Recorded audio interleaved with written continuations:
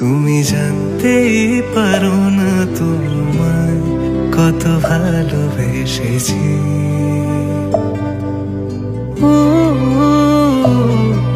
Hello বন্ধুরা, কেমন আছো তোমরা সবাই? বর্ণালী বিশ্বাস লাইভ ইউটিউব চ্যানেলে তোমাদের সবাইকে স্বাগতম জানিয়ে শুরু করছি আজকে একটা নতুন ব্লগ।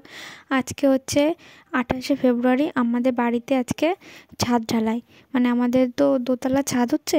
অনেক আগে আর কি একটা ভিডিওতে বলেছিলাম যে আমাদের বাড়িতে কাজ হচ্ছে, তা আজকে ছাদ ঢালাই। তার জন্যেই সকাল সকাল স্নান করে নিলাম, কারণ ছাদ ঢালাই শুরু হওয়ার আগে তো ছাদে পুজো দিতে হয়। তার জন্য এই যে এখানে নারকেল কিনে এনেছিলাম, সেই নারকেলে স্বস্তিক চিহ্ন সব দিয়ে নিলাম। তারপরে একটু পরে মা, আমি, ভাই, বাবু, আমার দাদু, আমরা সবাই ওপরে যাব, গিয়ে আর কি পুজো দেবো। তারপরে ঢালাইয়ের কাজ শুরু হবে। ঢালাই মেশিন টেশিন সব চলে এসছে, আমাদের পুজোটা দিতে বাকি। পুজোটা দেওয়া হলেই শুরু হয়ে যাবে ঢালাইয়ের কাজ। আর 9টার মধ্যে চলে এসছে ওনারা, আর একটু পরে আর কি পুজোটাও হয়ে যাবে, তারপরে কাজ শুরু হয়ে যাবে। এখানে মা ফুল টুল সব গুছিয়ে নিচ্ছে, আমি এখান থেকে আর কি ঠাকুর ঘরে এসে সব কিছু গুছিয়ে নিলাম, আর কি প্রদীপ, তারপরে ধূপকাঠি, এগুলো তো লাগবে তার জন্যে। তোমরা ভিডিওটা একদম স্কিপ না করে পুরোটা দেখো, আর ভিডিওটা যদি ভালো লাগে অবশ্যই শেয়ার করো, লাইক সাবস্ক্রাইব করো, আমার পাশে থেকো।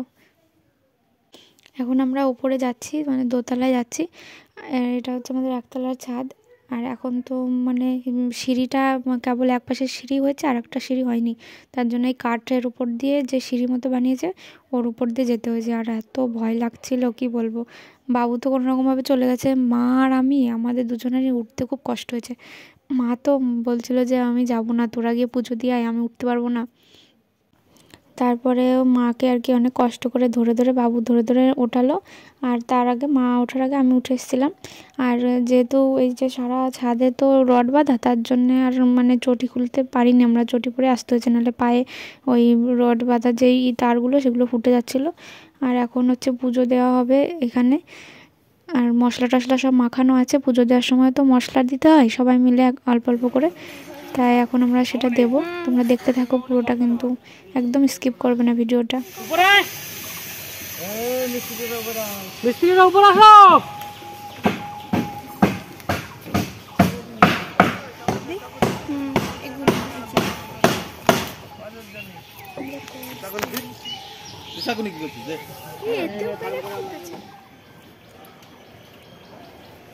এবার হচ্ছে মা পুজো দেবে, মার পরে আর কি ভাই দেবে, তারপর আমি দেব।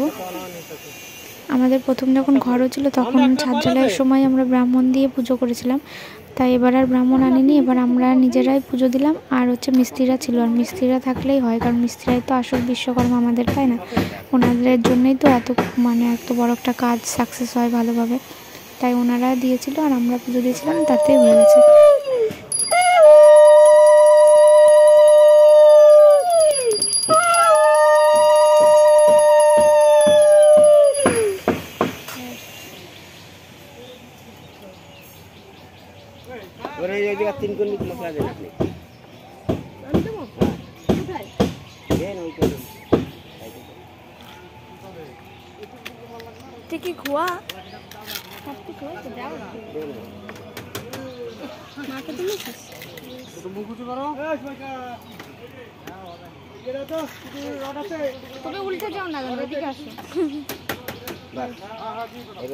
মায়ের পুজো টুজো দেওয়া হয়ে গেছে, মশলাও দেওয়া গেছে। এবার আমার ভাইয়ের পালা, ভাই দেবে মশলা ওখানে, তারপরে ভাইয়ের পরে আমি দেব, বাবু দেবে।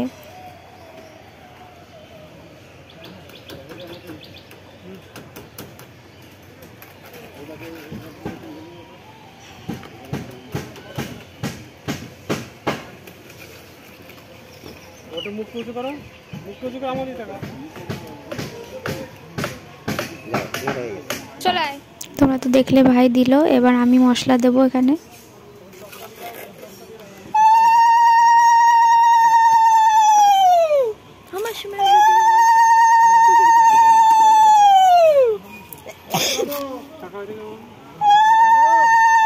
আমার দিকে ক্যামেরা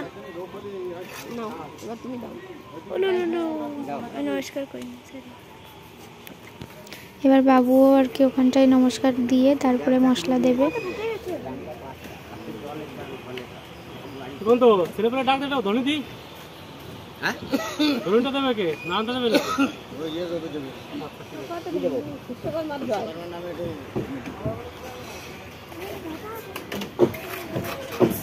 বাবা বিশ্বকর্মা কি জয়, বাবা বিশ্বকর্মা কি জয়, বাবা বিশ্বকর্মা কি জয়।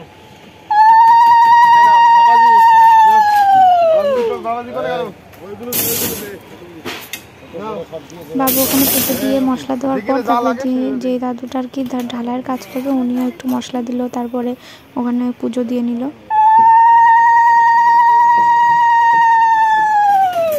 এবার আমার দাদু এখানে মশলা দিয়ে পুজো দেবে।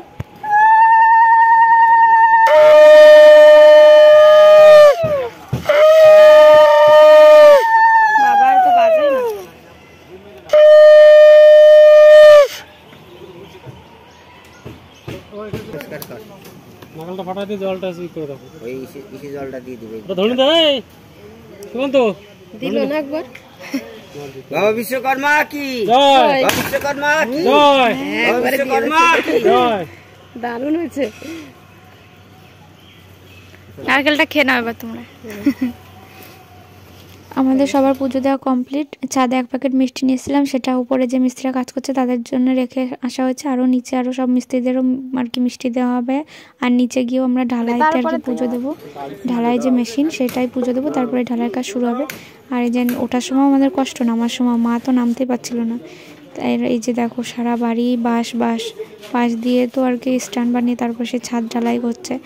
আর বাড়িঘর এখন সেই অবস্থা নোংরা হয়ে আছে। এরকম হয় সবার বাড়িতে, যাদের বাড়ি কাজ হয় সবার বাড়ি এরকম হবে। কাজ বাজ হয়ে যাবে যখন তখন আমরা পরিষ্কার হয়ে যাবে, তাই না? এখন আমরা ঢালাই যে মেশিনটা সেটাতে পুজো দিয়ে নেব। গঙ্গা জল ছিটাবা তো, এখানে চটিটা খুলে ফেলো।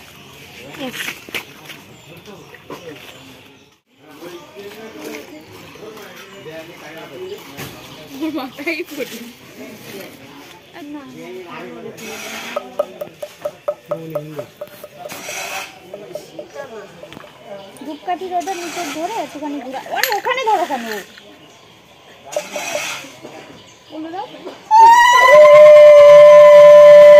মাকে দেখাই যাচ্ছে। একটু ঘুরে দাঁড়াতে হয় ওই জন্য।